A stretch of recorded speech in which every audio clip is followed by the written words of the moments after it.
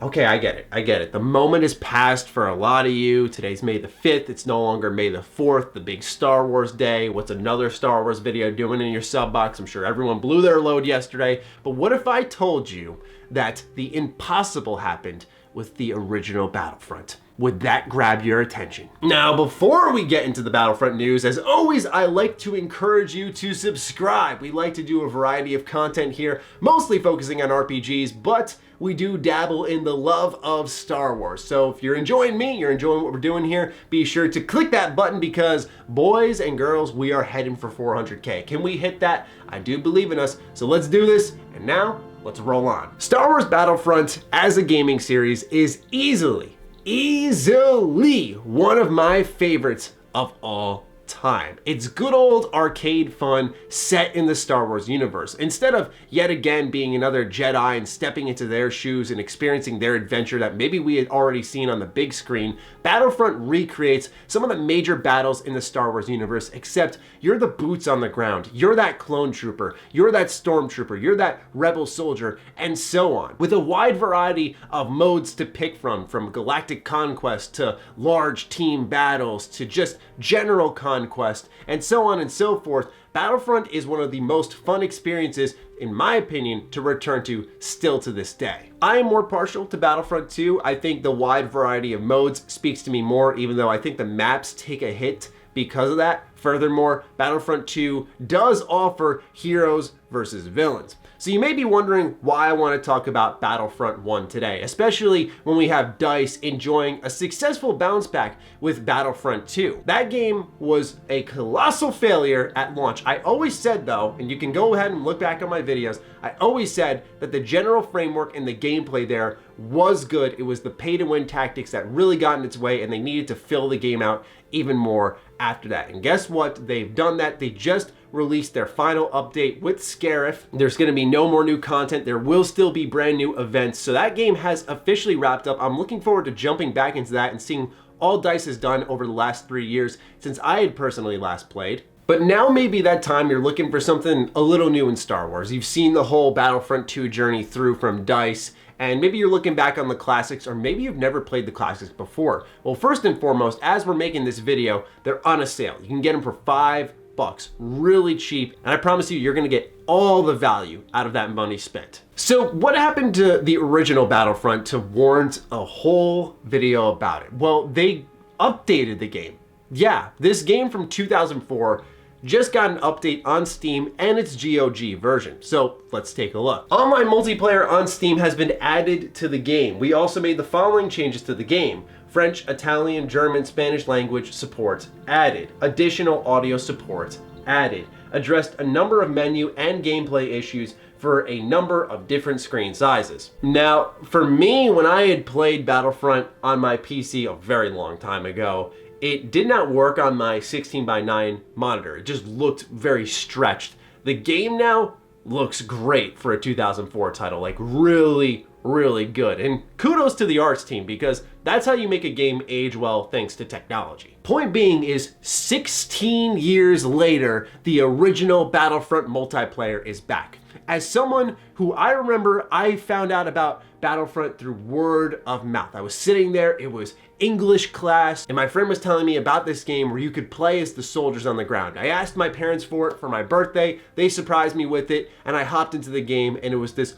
whole new world. It was incredible. My mind was blown. And I remember one time I was over a friend's house playing this game, and we were playing Conquest, and he saw all the names coming up on the kill feed as I was wiping everyone out, and he was like, "Are you playing real people online?" Now I gotta admit, and I'm sorry Matt if you're watching this video, yes, his name was the same as mine. I lied and I told him yes. And not my proudest moment, but yeah, I never played Battlefront, the original one, online. And that's so exciting because also, the GOG version has it so even more people can get into games. I had no trouble finding a game, and if you guys recall, 3 years ago, Battlefront 2 had its multiplayer servers reactivated. This was a whole issue with GameSpy shutting down their servers for the initial game, and then community servers helping prop the game back up or something along those lines. That relaunch of the multiplayer, however, wasn't that great, as you can see on screen. My matches were very laggy. Hit detection was terrible. It just wasn't very clean, and it kind of diluted the Battlefront 2 experience for me. It was like literally the first negative thing I've ever experienced with that game, which was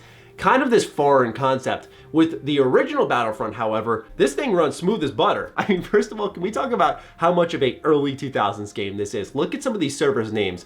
Wienerville. Yeah, let's go play in Wienerville. Cornhub, don't mind if I do. Let me hop in for a match, Cornhub. And the trash talk in the servers is as gross as you can imagine. I'd show it, but you're gonna have to take my word for it, because I would definitely get demonetized for that, and Maddie's gotta eat. But yeah, once you hop into the multiplayer mode, you can actually pick a server, and then once you pick a server, there's a bit of a wait time. There's not that smoothness that we kind of expect with modern multiplayer games. It's a little ancient in its approach, but it gets you in there, and it works really well. I mean, we got people talking about PS3s in this chat. Like, it feels like I'm entering a portal and going into another time period. It's actually incredible. Now, some may wonder, what does this mean for the original Battlefront? They updated 2, now they've updated 1. They also, for those of you who remember, updated KOTOR 2 many years ago in what was the most substantial update we've seen to an old Star Wars game. That was a game that received 37 brand new achievements, Steam Cloud saves, native widescreen resolution support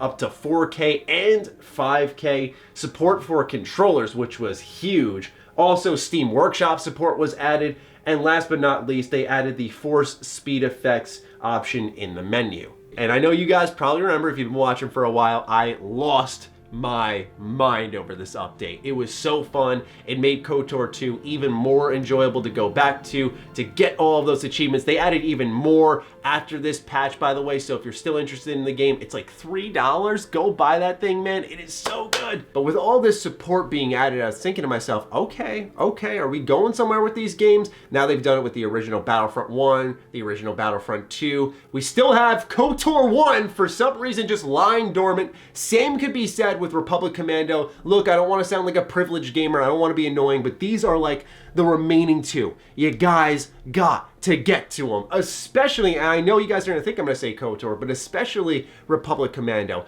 I think that is one of the best aging Star Wars games. A squad shooter, it's gritty, it has one of the best endings in a video game I can ever remember. I still think the Transdotion ship is one of the creepiest levels in gaming ever. That game has such a mood to it that no other Star Wars game has touched. It absolutely needs to be revitalized, and I think an update could bring more eyes onto it, and that is a game that if they remastered it, brought it out nowadays, or a game that they even rebooted the series, would do stupid well. And it's also a game that had multiplayer that I personally never played, and I'd love to see those servers come online and see what that's all about. And now, while this is all exciting, I'd love to see them re-release an OG Battlefront package on the Switch. That would be, and it's still possible.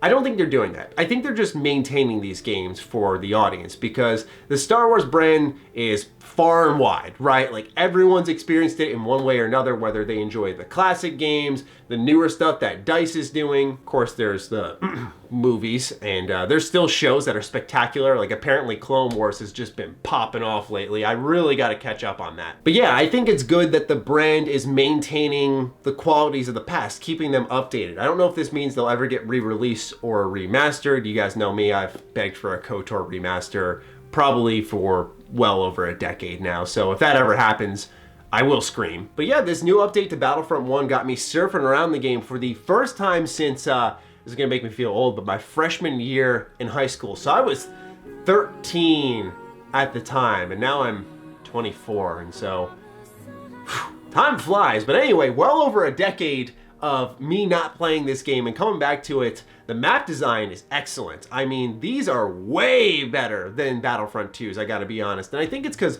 Battlefront 2 had sprint jumps, so there was a little more mobility there. They also didn't have as many set pieces or intervening factions. You see, when it came to Battlefront 1, you would have, for example, Wookiees intervening in the battle, and they'd have their own command posts that were sort of neutral, that both sides were going for. So you'd sometimes have these like three-way battles. But one thing I can say I absolutely still despise about the original Battlefront that I was reminded of is that, yeah, when the heroes and villains hit the battlefield, obviously you can't play as them, whatever, that's fine, but you also can't take them out. And so when you're playing Galactic Conquest and they've got a hero bonus, you're gonna get waxed, like guaranteed. Because you can't kill them, you can't damage them, can't stagger them, can't knock them away, nothing. And so like when he's just walking towards you, you're just like, yep, I gotta accept my fate, that's it, it's over. I'm dead, and just let it be. Let it happen, just let it happen. Like I said, I think Battlefront 2's Galactic Conquest is a lot better, but what I'm trying to say here is that Battlefront 1 has aged spectacularly well. Like, I really enjoyed my time with it. And granted, it was only a year later they came out with Battlefront 2. I've interviewed some of the developers of Pandemic Studios. You guys know I'm still working on that documentary for that team. So I know some of the ins and outs of making that game, and it's impressive just, how great the framework was for the original Battlefront, but also how much strides they made heading into the sequel. So, long story short, the impossible has happened. OG Battlefront multiplayer is back. It's pretty easy to find the match, and guess what?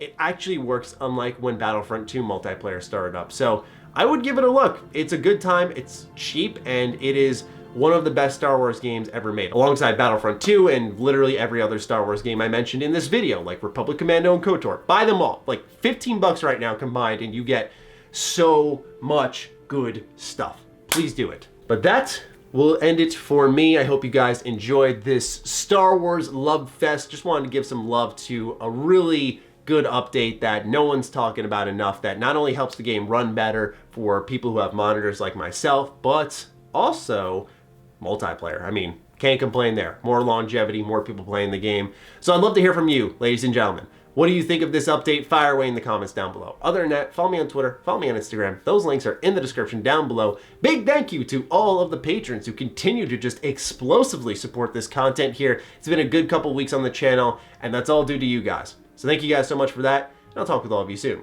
Stay sexy, stay active. I love you all. Peace.